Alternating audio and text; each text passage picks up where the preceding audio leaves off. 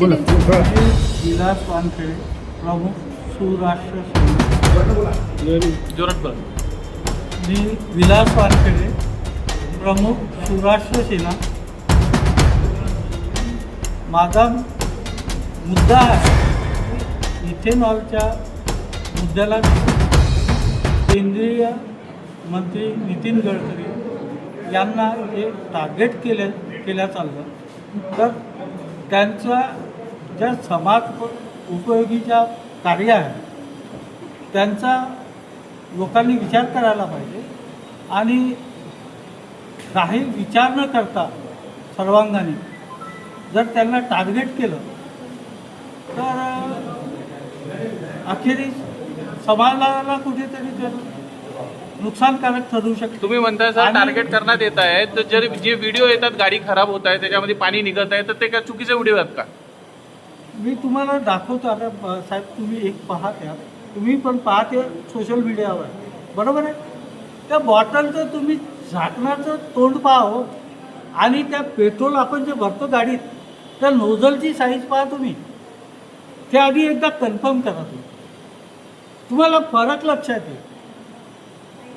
तुम्हाला फरक लक्षात येईल की ते पेट्रोल पंपावरून भरलं की आणखी कुठे काही मिसळून आणलं. नाही, ते पेट्रोल पंपावरचेच व्हिडिओ आहेत ना व्हायरल झालेले. पेट्रोल पंपावरचे व्हिडिओ आहे ना, मान्य आहे ना.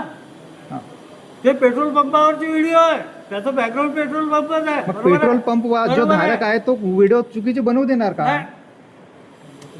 आता जर तुम्ही पेट्रोल पंपाच्या बाहेर त्याला फ्रेममध्ये ठेवून जर एखादं काही बनवतो म्हटलं तो मनाई नाही करू शकणार. सर तुम्ही लक्ष नसून दिलं, पण जी बॉटल असते पाण्याची त्याच्यामध्ये नोझल जातं, पेट्रोल पंपचं जे नोझल आहे ना ते जातं त्याच्यामध्ये.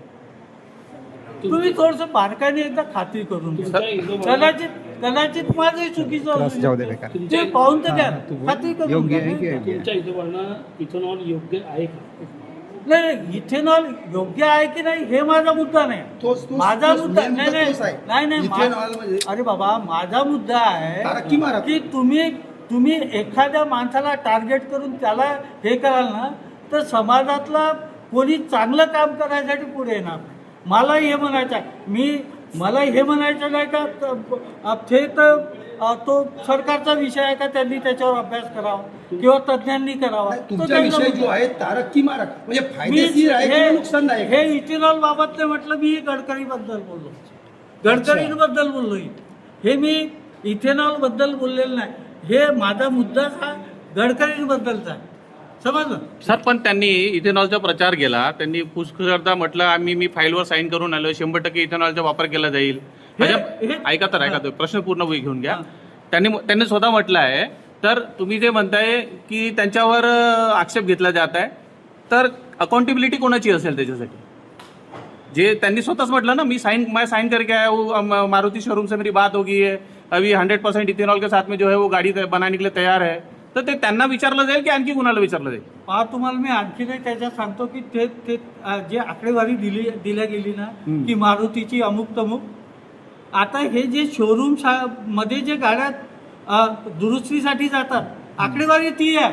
आता तुम्ही जर दुचाकीचा जर विषय घेतला ना, जास्तीत जास्त 80% हे रस्त्याच्या बाजूला जे गॅरेजेस आहे तिथे दुरुस्तीसाठी जातात. त्याच्यामुळं हा डेटाच नाही मिळू शकत त्यांना. एखाद्या फुटपाथच्या बाजूला जर ॲटो दुरुस्तीचं हे असलं, गाडी दुचाकी दुरुस्तीचं गॅरेज, त्याची आकडेवारी गव्हर्नमेंटची जवळ आहे. त्याच्यामुळे इथेनॉल हा माझा मुद्दा नाही. माझा मुद्दा आहे, इथेनॉलला मुद्दाच नाही. हा माझा मुद्दा नाही. माझा मुद्दा आहे की चांगल्या व्यक्तीला